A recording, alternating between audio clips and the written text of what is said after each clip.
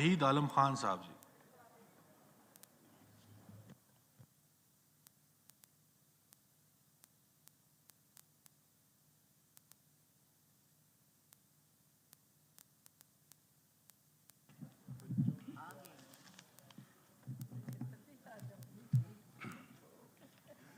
बिस्मिल्लाहिर्रहमानिर्रहीम अल्हम्दुलिल्लाहि रब्बिल आलमीन वमा अर्सलनाका इल्ला रहमतुल लिल आलमीन। मैं तमाम जो लोग हादसात में शहीद हो गए उनके लिए रब्बुल इज़्ज़त से दुआ है कि अल्लाह ताला उनके लिए आसानियाँ फरमाए और उनके लवाहिकीन को सब्र जमील अता करे। 2023-2024 का बजट एक मतवाज़न बजट है। मैं कायदे मोहतरम मियाँ मोहम्मद शहबाज शरीफ PDM के रुफ़ाका और उनकी पूरी टीम को मुबारकबाद पेश करता हूँ और वो वाकई मुबारकबाद के मुस्तहिक हैं, क्योंकि हमेशा की तरह जैसे लोग तवक्को कर रहे थे कि शह सुर्खियाँ लगेंगी कि फ़लाँ चीज़ महंगी हो गई, मेकअप का सामान महंगा हो गया, गंदम महंगा हो गया, तेल महंगा हो गया, लेकिन अल्हम्दुलिल्लाह इस दफ़ा किसी को ऐसी सुर्खियाँ देखने को नहीं मिली।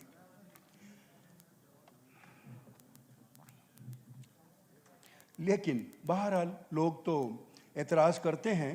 तो एक शख्स ने यह कहा कि जो ब्रांडेड कपड़े हैं वो महंगे हो गए।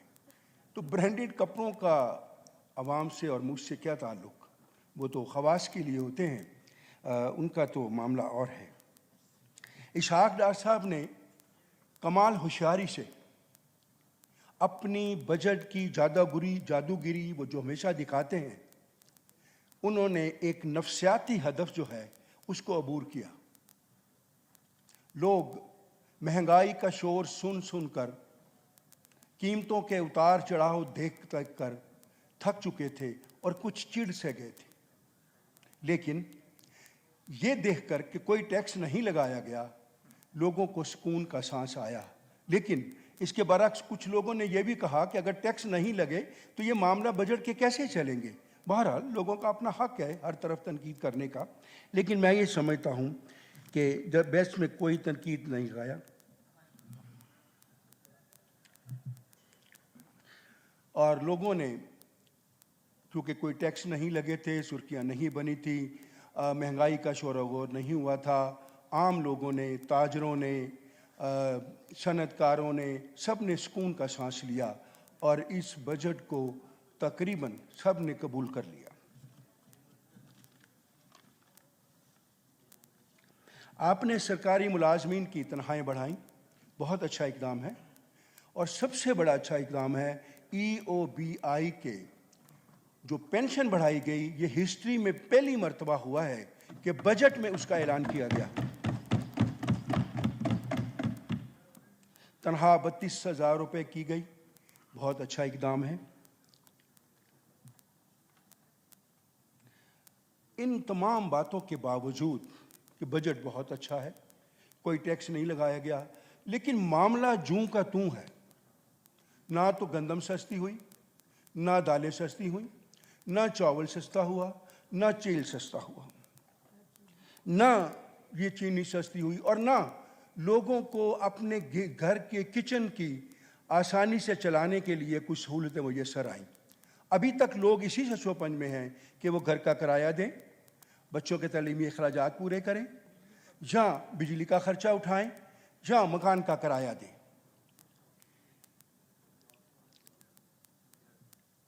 बाबा फरीद रहमतुल्लाह अलैह वो फरमाते हैं कि 5 रुकन इस्लाम दे ते 6वां फरीदा टुक,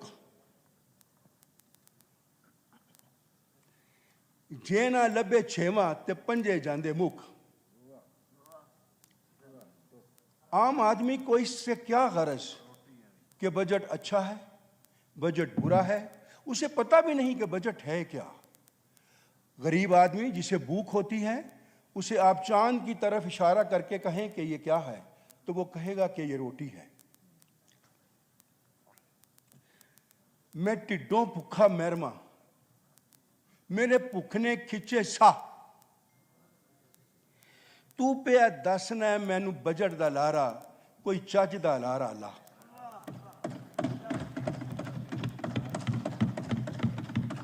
सरकारी मुलाजमीन की तनख्वाहें बढ़ गई, वो सब खुश हो गए। पेंशन बढ़ गई, वो भी खुश हो गए। लेकिन दूसरी तरफ जो मेरा सेल्समैन है, जो रोज़ाना की बुनियाद पर मिस्त्री है, जो दिहाड़ीदार है, जो अपना रोज़ाना सुबह कमाता है शाम को खाता है, वो जो अपना फल भी नहीं खरीद सकता, उसके लिए क्या रिलीफ है? वो अपने आप को किस तरह चलाएगा? इसके लिए भी आपको सोचना पड़ेगा कि क्या करना है।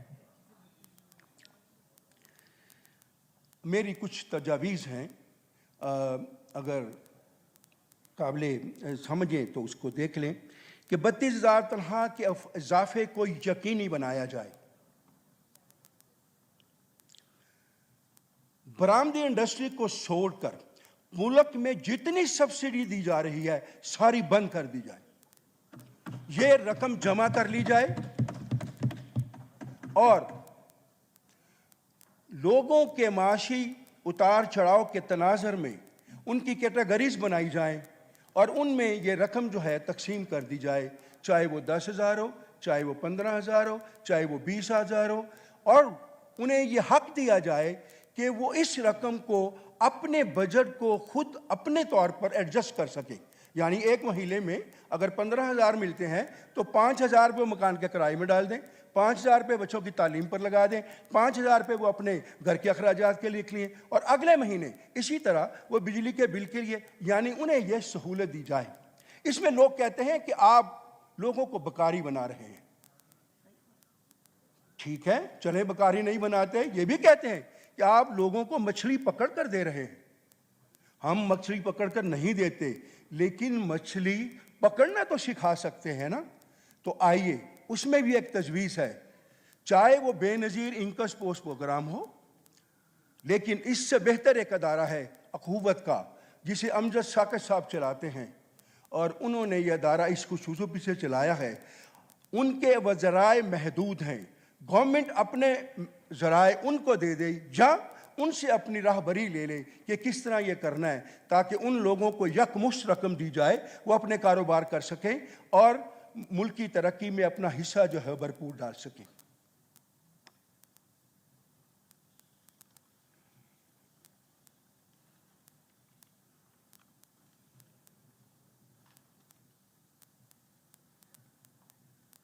अब कोई टैक्स नहीं लगाया गया, इंडस्ट्री को मराद दी गई, पेट्रोल की कीमतें कम हुई, हुकूमत ने अपना हक अदा किया। लेकिन अब ऐसे इक़दाम उठाने होंगे कि इन तमाम चीज़ों का फ़ायदा बराह रास्त अवाम तक पहुँचे। माजी की तरह ऐसा ना हो कि सब्सिडी दी गई, इंडस्ट्रियलिस्ट खा गया, हर आदमी जिसको की गई उसने अपना पेट भर लिया, अपनी तोरियाँ भर ली, और लोग जो थे उस सब्सिडी से मुस्तफ़ीज़ ना हो सके। ऐसा एक अदारा कायम करना चाहिए कि जो मराद दी जा रही हैं वो आम लोगों तक पहुँच सके। इस बजट के बारे में एक शेर अर्ज करता हूँ। हासिल कुन है ये जहान ख़राब, कुन होता है कुन फयकून। हासिल कुन है ये जहान ख़राब, यही मुमकिन था इसी अजलत में। एंड रिमेंबर वन थिंग, माश से माइशत, माइशत का ताल्लुक माशरे से।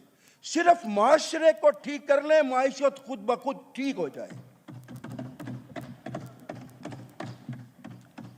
अब तालीमी बजट की बात हो रही थी तो गराज रियाज साहब कह रहे थे कि तालीमी बजट कम है।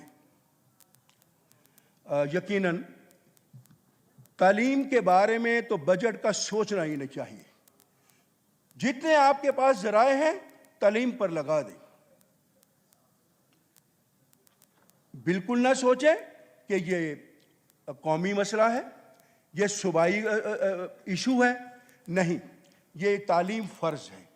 नबी मुकर्रम सल्लल्लाहु अलैहि वसल्लम ने फरमाया कि मुझे मुअल्लम बनाकर भेजा गया, और दूसरी जगह फरमाया कि या मुअल्लम बन जाओ या शागिर्द बन जाओ। इसका मतलब है कि तालीम हर हाल में चाहिए, चाहे बतौर मुअल्लम चाहे बतौर शागिर्द।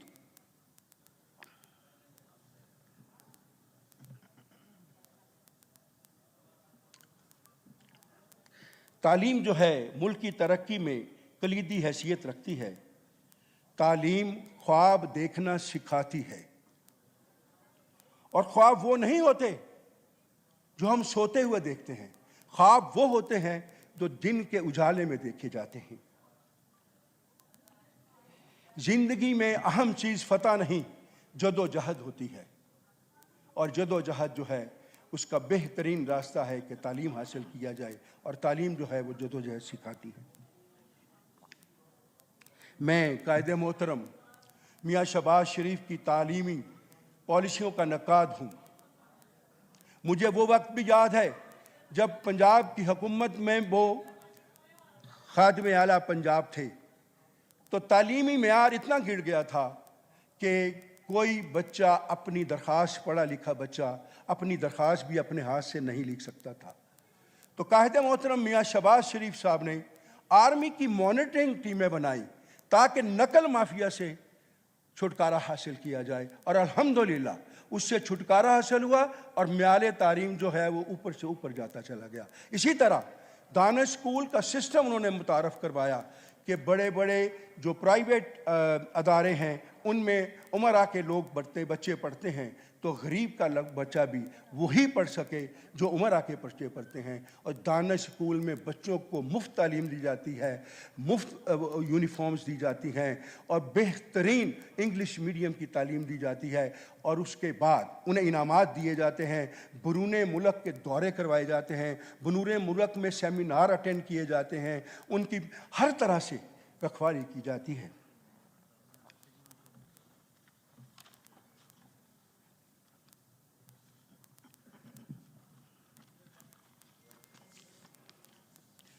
और सबसे बड़ा इक़दाम कायदे मोहतरम मियाँ शहबाज शरीफ साहब का कि यकसा पिछली हुकूमत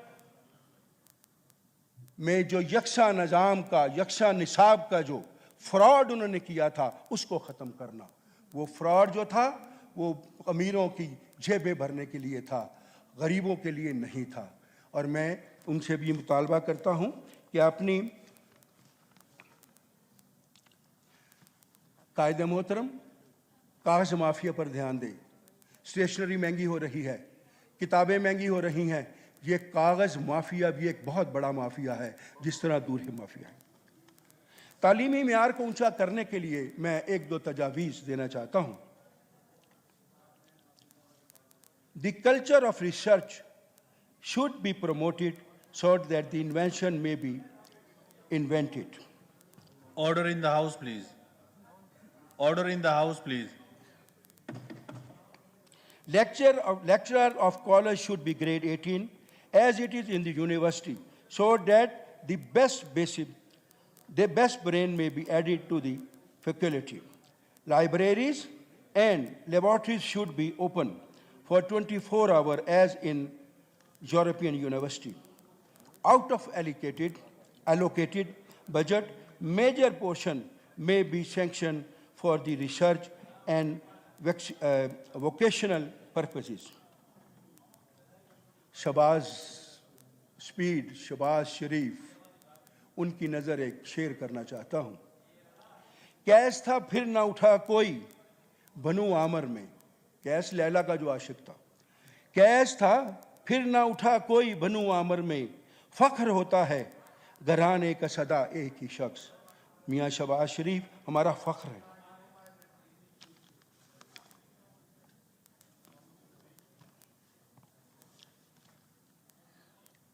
कायदे मोहतरम मियाँ शहबाज शरीफ साहब और उनकी टीम कमाल पर कमाल करते जा रहे हैं। एक तरफ ईरान पाकिस्तान गैस पाइपलाइन, तुर्कमानस की तापी पाइपलाइन, रूस का तेल, आज़रबाईजान की LPG। मेरा नहीं ख्याल कि पाकिस्तान की हिस्ट्री में इतने मुख्तसर अरसे में इतनी ज़्यादा इस्लाहात और इतनी ज़्यादा तगोगो की हो तो मुल्क जो है वो अपनी तरक्की पर लगा जाए। और फिर सबसे बड़ी बात कि डॉलर से आज़ादी, चीन की करेंसी में काम होगा या बार्टर सिस्टम के तहत काम होगा। अल्लाह करे ज़ोर शहबाज और ज़्यादा। और लोगों का जो ख्याल था शहबाज शरीफ साहब ने उसको तहबाला कर दिया। पाकिस्तान श्रीलंका नहीं बना,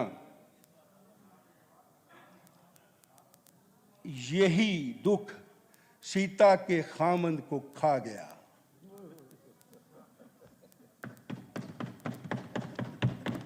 पाकिस्तान श्रीलंका नहीं बना, यही दुख सीता के खामंद को खा गया। क्यों शहबाज मुल्क बचा गया, टैरियां के बाप की आत्मा को रुला गया। शहबाज शरीफ तेरी परवाज से जलते हैं हासदीन, अल्लाह ताला के हुक्म से हजूर के सदके से पाकिस्तान की डूबती नाव को पार लगाने का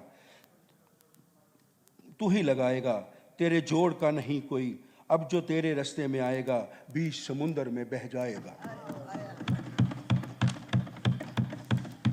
बिजली का बहरान हो, गैस का बहरान हो, सड़कों की तामीर हो, उड़ान ट्रेन हो, मेट्रो बस हो, ओवर पासिस हो, अंडर पासिस हो, आज ईरान, कल तुर्की, परसों रूस, फिर चाइना, फिर तुर्की, फिर अजरबैजान, फिर मुल्क के लिए जगह जगह इतनी तेजी के साथ। क्या वो काम जो सड़कों की तामीर के हैं, जो सालों में होते थे, महीनों में होने लगे, महीनों के काम दिनों में होने लगे। सवाल उठता है कि क्या शहबाज शरीफ की रूह में शेरशाह सूरी की रूह समा गई है? और फिर इतने इतने बड़े मंसूबे कैसे बन गए और किस तरह जल्दी जल्दी तामीर होते गए? सवाल उठता है कि क्या हजरत सुलेमान के जिन उसके काबू में आ गए हैं?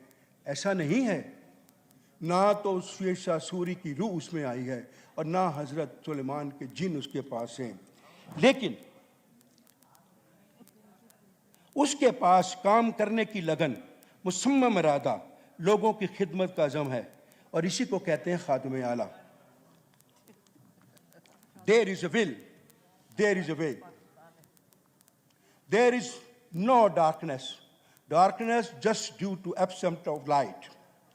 Similarly, there is no problem. There is a problem. There is just due to absence of vision and ideas. ये तमाम विजन, आइडियाज़ और ये मेहनत का सारा सिला मेरे कायद मोहतरम मियाँ शहबाज शरीफ के पास मौजूद है। वो इस्तेमाल कर रहा है, नज़र आ रहा है,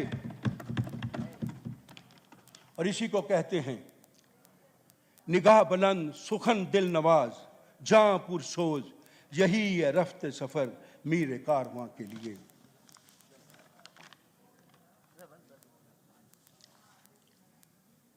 अब थोड़ी सी बातें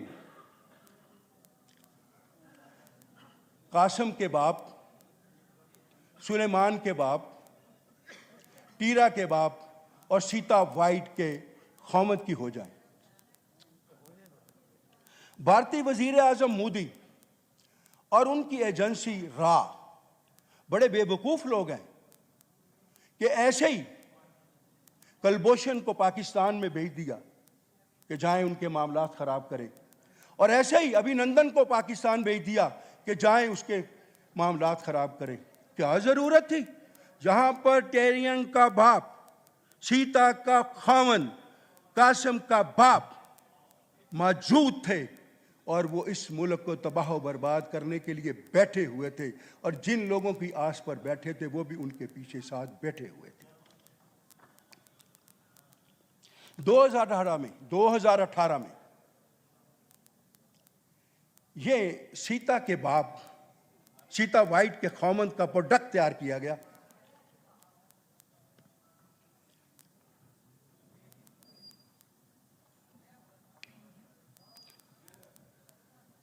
और सीता के वाइट के खौमन की सहेलियों ने, सखियों ने 2018 के इलेक्शन में RTS सिस्टम बिठाकर रातों रात इसको मेहंदी लगाकर हुजलाए अरूसी में पहुंचा दिया और बड़ी उजलत में पाकिस्तान के संगासन पर बिठा दिया। लेकिन 3.5 साल गुजरने के बाद, स्पेशली 9 मई के बाद, यही सहेलियां, यही सखियां जिन्होंने मेहंदी लगाकर उसे बिठाया था, वो उससे बेजार हो गई।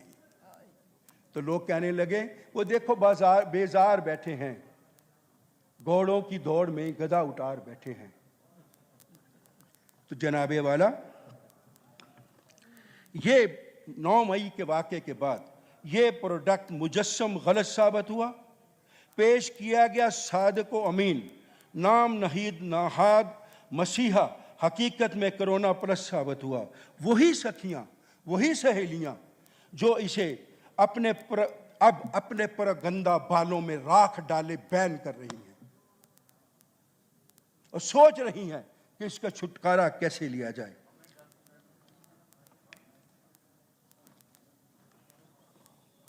और आज ये मासूफ अपने जख्मों को सिलाते हुए बार बार सर उठाकर अध खुली आंखों से, डगमगाती आंखों से, रहम तलब नजरों से रावलपिंडी की तरफ देख रहे हैं कि शायद 1914 की तरह उंगली का इशारा हो और ये भागते हुए जख्मी टांगों का बहाना छोड़कर भाग भाग कर निकले और अपने मोहसिनों को बुरा भला कहते हुए उनके पास पहुंच जाए।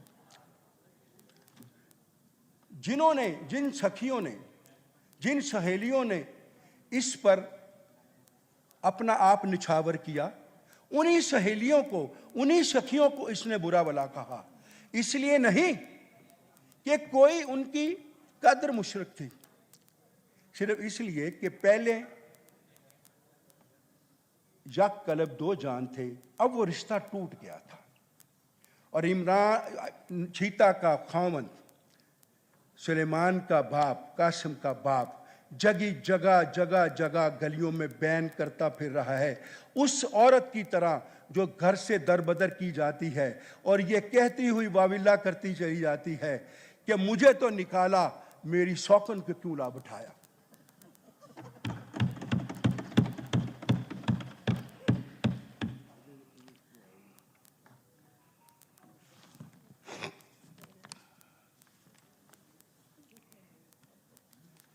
लेकिन अब तो ये अपने इंजाम को पहुंच गया, इंशाअल्लाह ये अपने इंजाम को पहुंच गया। लेकिन ये अपने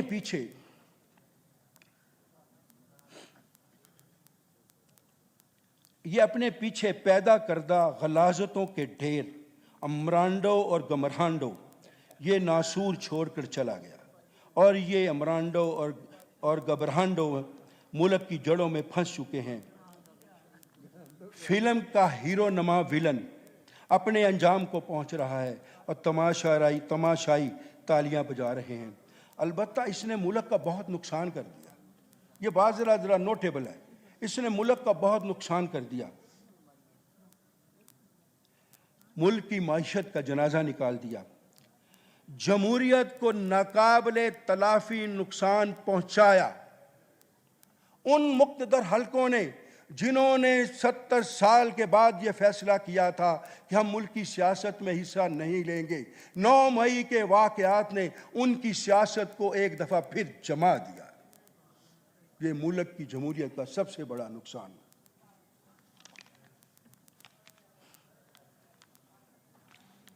और इसमें कहा जा सकता है कि अंजाम को पहुंचा हूं अंजाम से पहले, अब मेरी कहानी सुनाएगा कोई और।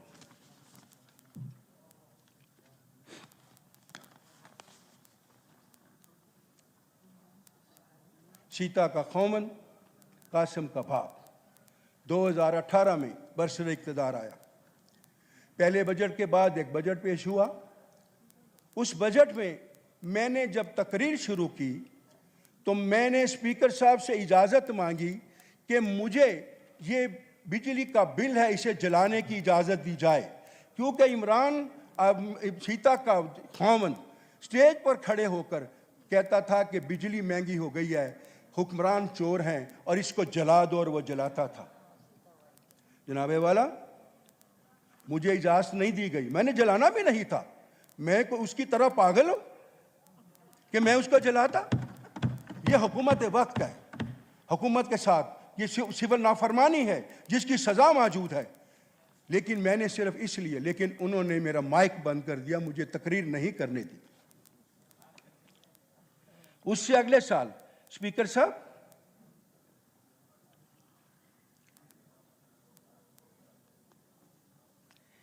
मैंने अपनी तकरीर में जब उनके वो पोल खोले जो उन्होंने लोगों से वादे किए थे कि लाखों नौकरियां देंगे, हजारों घर बनाएंगे, तो फिर मेरा स्पीकर बंद कर दिया गया, मुझे वो अब करने की इजाजत नहीं दी गई।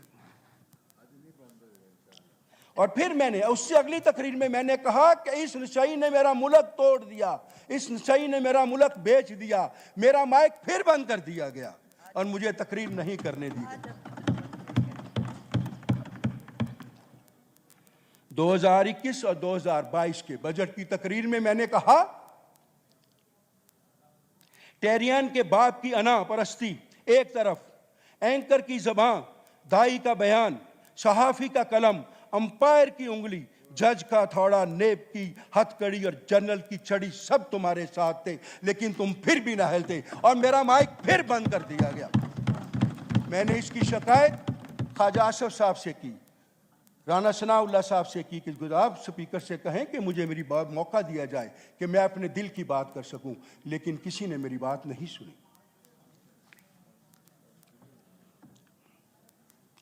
और मेरी एक एक बात सच साबित हुई। मौलाना जलालुद्दीन रूमी ने कहा था कि 1000 काबुल लोग मर जाएं, मुल्क को कोई फर्क नहीं पड़ता। एक नाहल शख्स हुक्मरान बन जाए तो मुल्क को बर्बाद कर देता है। इसने मेरे मुल्क को बर्बाद कर दिया, इसकी नहली ने मेरे मुल्क को बर्बाद कर दिया।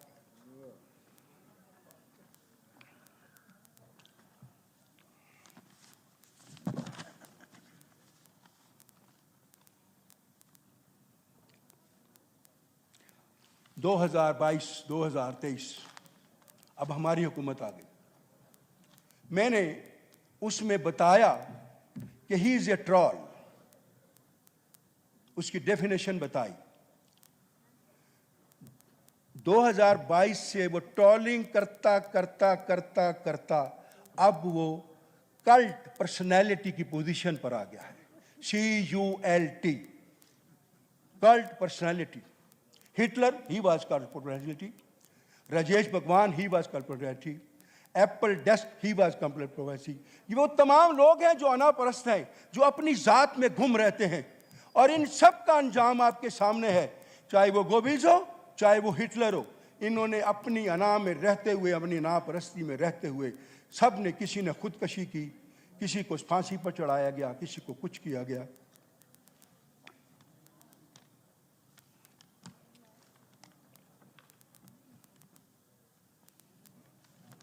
इसके तमाम साथी इसको छोड़कर जा चुके हैं। इसके पास कोई नहीं जो इसके साथ हमदर्दी कर सके, इसको संभाल सके। आसो यास की कैफियत में है, मगर माजी के बयानात देखे जाएं, 2015 में इसने कहा था, चाहूं तो मैं बनी गाला को आग लगा दूं। फिर मुतद्दद बार इन्होंने कहा कि मैं खुदकशी कर लूंगा, खुदकशी की धमकियां देते रहे। इसकी हिफाजत हुकूमत वक्त की जिम्मेदारी है।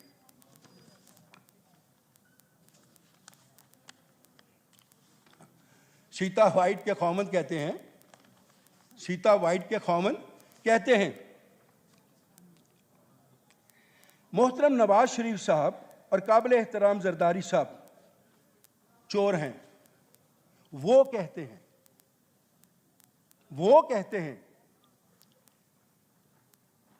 पाकिस्तान के 12 मौसम हैं, जरताज गुल कहती हैं। जर्मनी का बॉटल जापान से मिलता है, परवेज खट्टक कहते हैं। खुद को तबाह कर लो अगर सरकारी मुलाजिम बनोगे, असद उमर कहते हैं। सुकून तो कब्र में है, वो ब्रांडेड मौलवी कहता है। और ये सब कुछ अगर वो कहते थे तो तुम क्या काट के उल्लू थे जो वहां बैठे हुए थे? और फिर ये कहता है, मैं आलमे इस्लाम का वाहिद लीडर हूं। वाह, कुर्बान जाइए। और बुरा ना मनाओ लोगों मेरी गल दा, मैं नहीं बोलदा, विच मेरा यार बोलदा। इस सब बातों के बावजूद लोगों ने ना ये 9 मई के वाकयात देखे, सब कुछ देखा। अभी तक कुछ यूथिये अपने कारों को ऊपर स्टिकर लगाकर फिर रहे हैं जिसमें लिखा हुआ है कि हम कोई गुलाम है। तो तुम्हें शर्म आनी चाहिए। जाली साइफर को लेकर चलते चलते फिर माफी मांगते मांगते वो इस जगह पर आ गया। आज भी अखबार उठाकर देख लें कि अमेरिका से मदद की भीख मांग रहा है, अमेरिका से मदद की भीख मांग रहा है। और खुदा के लिए वो उतार दो, अब ये लगा दो कि हां हम गुलाम हैं, हम गुलाम हैं। वो बात छोड़ दो कि हम कोई गुलाम हैं। वो भीख मांग रहा है इसलिए कि तुम, इसका मतलब है कि तुम उसके गुलाम हो।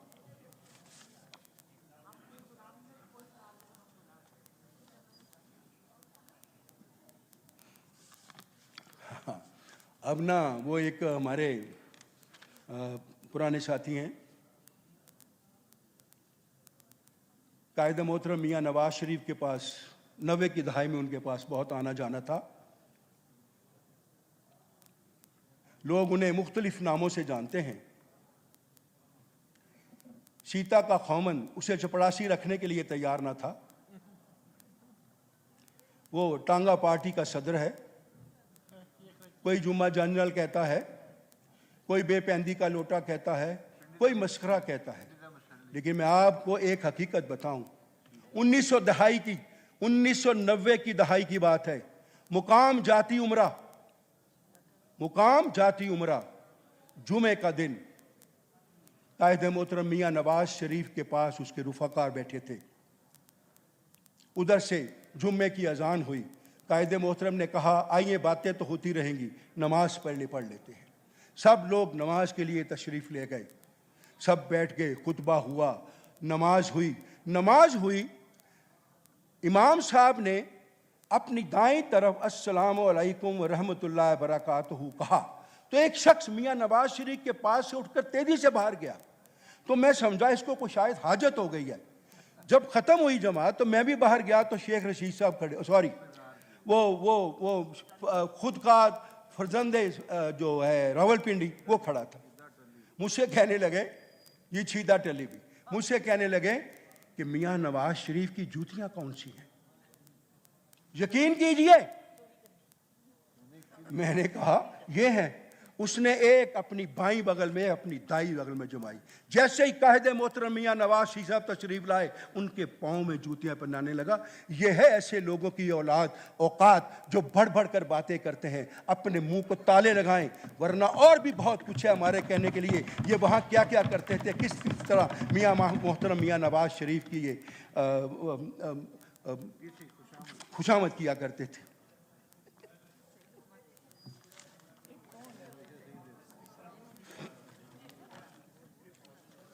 और वो एक शेर नज़र करता हूँ। किसी ने कहा था ये पढ़ना नहीं, मैंने कहा कि मैं पढ़ूंगा, है तो शेर ना, किसी शायर का है, मेरा तो नहीं है। नहीं पढ़ूं? पढ़।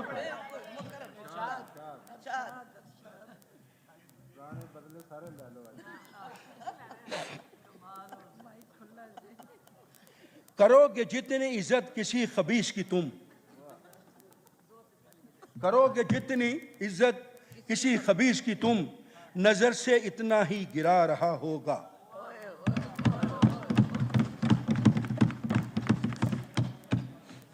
अब ना थोड़ी सी बात है, हमारे मुहतरम हैं सरदार नियाजी साहब, रोज़ टीवी के मालिक हैं, पाकिस्तान अखबार के मालिक हैं।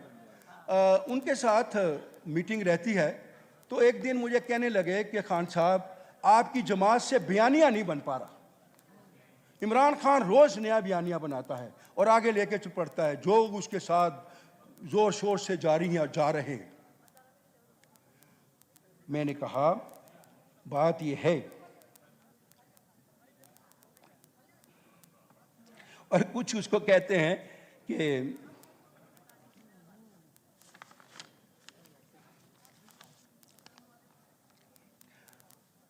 इस ठग को शहनशाह बयानिया भी कहते हैं। ये जाने बगैर, ये परखे बगैर, वजह तस्मिया जाने बगैर लोग बयानियाँ बयानियाँ बयानियाँ करते जाते हैं, ना तजुर्बे का पता होता है, ना पता बयानियाँ है क्या, ना किसी चीज़ का पता होता है। हत्ता कि कुछ सहाफ़ी भी ऐसी बातें करते जाते हैं, ये बयानियाँ, ये बयानियाँ, ये बयानियाँ, ये बयानियाँ, ये बयानियाँ। इसमें तजुर्बे, तदब्बर, हिकमत और दानिश का किस कदर रिचाव होता है, ना तो मीडिया देखता है और ना आवाम, और ना ही वो हल्के जो इसको देखते हैं। हमारी तारीख का सबसे बड़ा बयानिया इसको कहते हैं, दो कौमी नजरिया। सर सैयद अहमद खान लेकर चढ़े, इलामा इकबाल ने परवान चढ़ाया और कायद आज़म रहमतुल्लाह ने उस पर पाया तकमील पहुंचाया और दुनिया की तारीख बदल दी, दुनिया का जोग्राफिया बदल दिया। इसको कहते हैं बयानिया।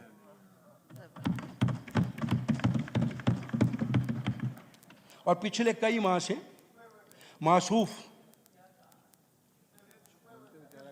इनकलाबी तौर पर इस मुक़्तदर हलकों के खिलाफ अपना बयानिया उछाल रहे हैं, उभार रहे हैं, लोगों को कह रहे हैं, लेकिन सामने ढेर हैं टूटे हुए पैमानों के, सामने ढेर हैं टूटे हुए पैमानों के। असूल की सियासत, नया पाकिस्तान, तब्दीली, बेलाग एहतसाब, खुदी की सरबुलंदी, करप्शन का खात्मा, दस्ते सवाल पर खुदकशी, रियासत मदीना, अमर बिल मारूफ, खिलाफत राशिदा का नमूना, चीन का निज़ाम, इंग्लैंड का निज़ाम, तुर्की का निज़ाम, ईरान का निज़ाम, लोटों की नफ़ी, साइकिल पर जाना, वज़ीर आज़म हाउस को गवर्नर हाउस को यूनिवर्सिटी बनाना, लाखों को लोगों को घर देना, करोड़ों को नौकरियां देना, ये बयानिए। ये तो ऐसे हैं, जाम है तौबा शिकन, तौबा मेरी जाम शिकन, जाम है तौबा शिकन, तौबा मेरी जाम शिकन, सामने ढेर हैं टूटे हुए पैमानों के।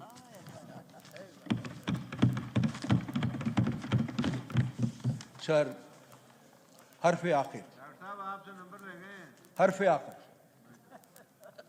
उन लोगों के मुंह में खाक जो कहते हैं कि पाकिस्तान डिफॉल्ट हो जाएगा। 24 करोड़ लोगों का मुल्क है, अल्लाह के नाम पर बना है। मेरा अल्लाह और उसका नबी मुकर्रम सल्लल्लाहु अलैहि वसल्लम उसके रखवाले हैं। ये उसके मुंह में खाक जो ये कहे कि ये डिफ़ॉल्ट हो जाएगा। इतनी बड़ी माइशत डिफ़ॉल्ट कैसे हो सकती है? अगर वैसे जाएं तो दूसरे लोग भी इसको डिफ़ॉल्ट नहीं होने देंगे। सबके मफादात होते हैं, ग्लोबल विलेज बन चुका है, सब कुछ है। आइए सब मिलकर पाकिस्तान के लिए कोशिश करें, एक दूसरे को जोड़ने की कोशिश करें, पाकिस्तान को आगे ले जाने की कोशिश करें। पाकिस्तान होगा तो सब कुछ होगा, हम भी होंगे, वो भी होंगे, हर चीज़ होगी, खुशहाली भी आएगी। आखिर में एक शेर अर्ज करता हूँ। शाहें रहीं, शाखें रहीं तो फूल भी पत्ते भी आएंगे, शाखें रहीं तो फूल भी पत्ते भी आएंगे, ये दिन बुरे हैं तो अच्छे भी आएंगे। बहुत शुक्रिया।